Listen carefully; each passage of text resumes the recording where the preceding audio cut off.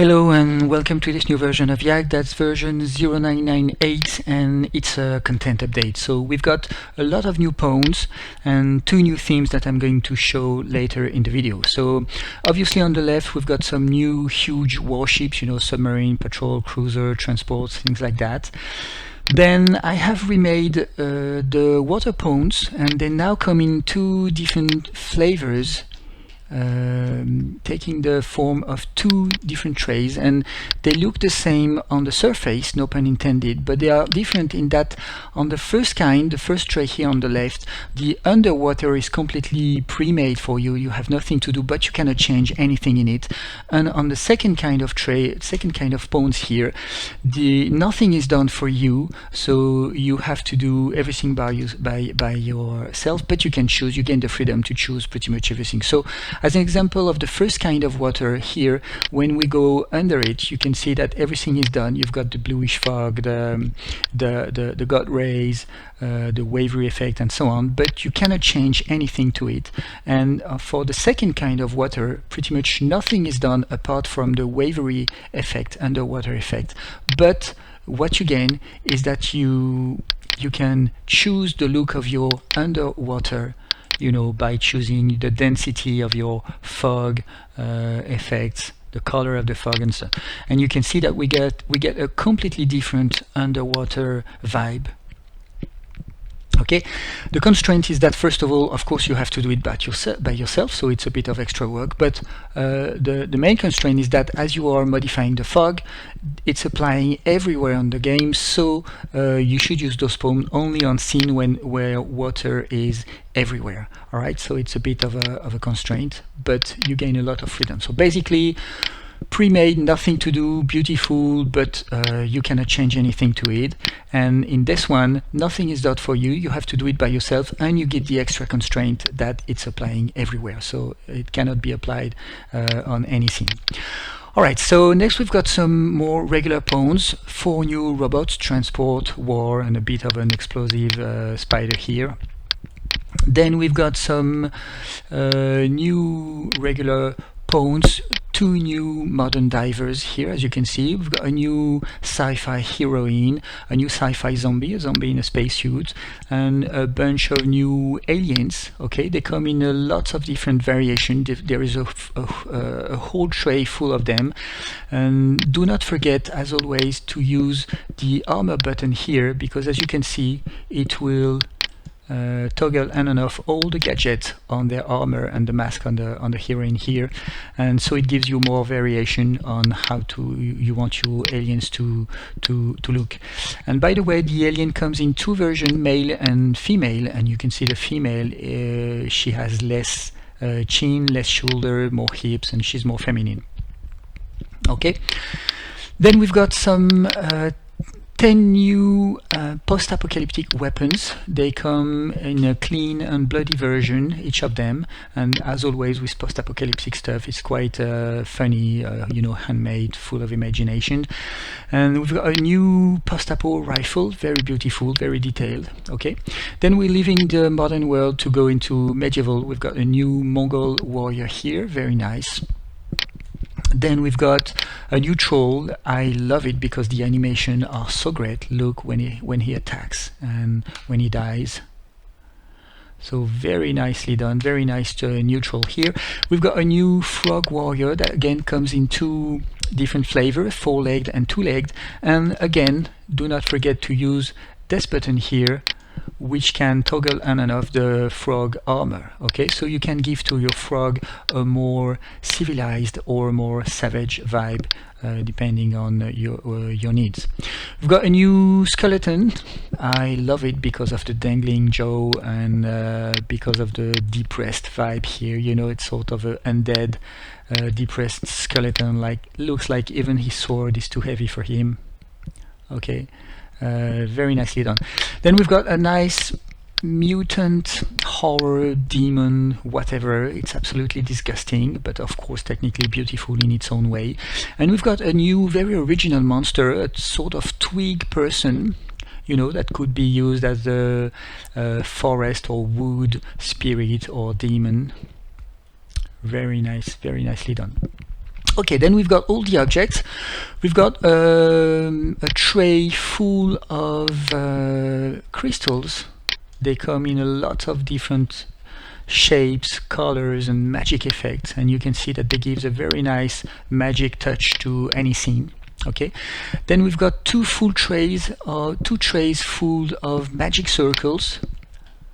Here, there's about between 20 and 30 on each tray, so we've got more than 50 or 50 new magic circles, and you know they range from quite simple one, you know, elements one, you like thunder, wind, fire, water, stuff like that, to more complicated ones like those ones, for example. Okay, and same on the second tray.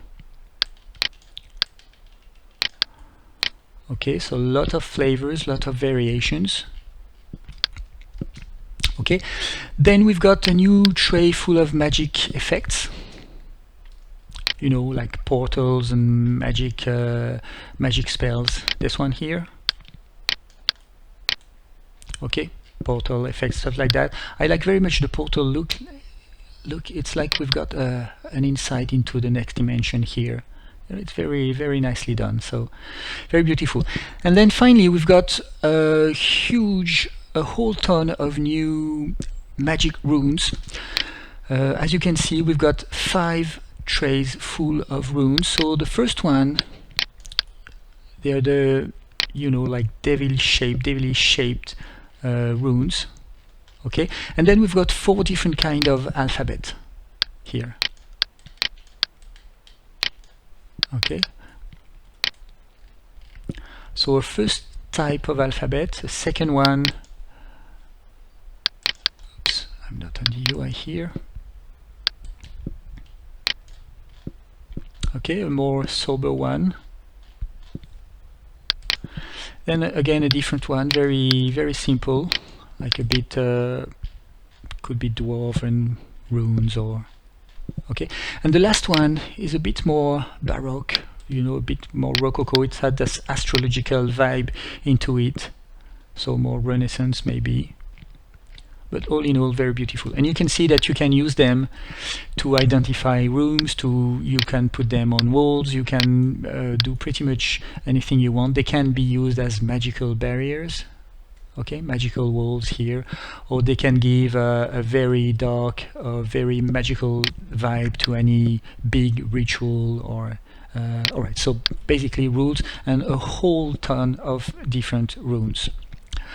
Alright, so this is it for the pawns. I'm going now to show you the 2 new themes that come in YAG, and the first one is an underwater theme here that you can choose here at the bottom of the general ones, and the second one is a new sci-fi base theme, and I'm not going to load them because obviously of course I have prepared some saves. So let's start with the water one.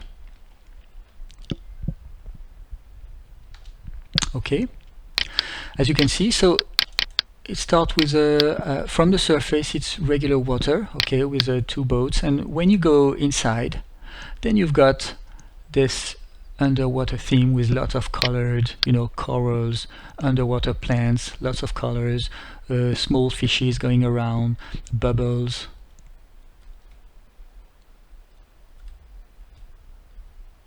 Okay. And so as a very quick example, I have prepared 2 different scenes. A modern one, you know, with a submarine, with a shipwreck, submarine wreck, plane wreck here, divers, as you can see here, and a giant shark. Okay, and a second theme, a more medieval one.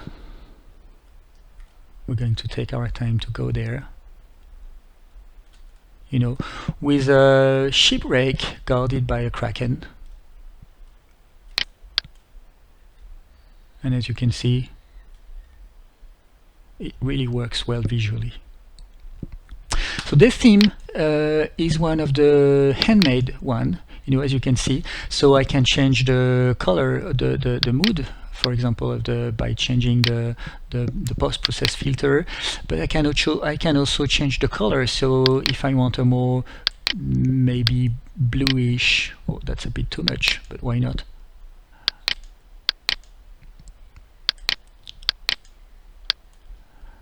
You know, so this gives a completely different ambience, and I could go quite evil here, you know, like blood ocean or something like that. So you can really choose whatever you want, but as you can see, the water has to be everywhere. Okay, and just to show you the difference, I have prepared a different scene here. I call it Atlantis because I'm mixing the underwater theme with a more regular dungeon. So first of all, by doing this, you can see that we can get a sort of ocean shore vibe, and it's very beautiful with transparent water, you know, like colored plants and so on, and a dungeon. And if you go underwater, then everything is made. You've got here the god rays, as you can see. So I cannot change this, but it has this nice underwater feeling, you know, with the god rays, the bluish stuff. So this cannot be changed. This is pre-made, and you can see that it's quite nice to prepare an underwater dungeon if you want to go for treasure hunting in Lost City of Atlantis or anything. Okay, so this can be a nice thing to use as well. Okay. Finally, very quickly, I'm going to load the new sci-fi base theme, and I have put it inside some natural terrain. So we're loading the terrain here. I've changed the sky. I have prepared some. I have made some fog and stuff like that. And you can see that this theme is quite nice. It's made of very big buildings. The buildings are really interesting because they have inside, so you can go inside the buildings. Okay, I'm going to show you this with the pawns that I have prepared. There is a small scene here. As you can see, we've got some robots patrolling there. I wanted to show you the transport robot here, so I've put some pawns on it. Okay, and you can see that it's nice to transport troops. All right, then we've got the new sci-fi heroine here fighting some zombies. Okay, and finally you can see I've put two different aliens running around to show you that they can go inside and outside the buildings. Okay, so this one is going inside.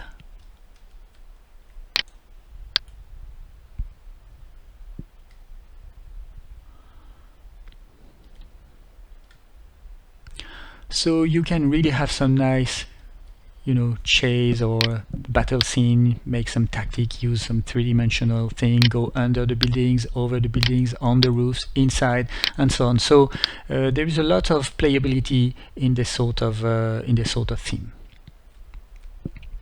Okay. All right, so I think this is it. The video is already quite long, so I'm going to stop here. I hope you enjoyed it. Thank you very much for watching, and if you liked it, then see you in the next. Thanks and bye.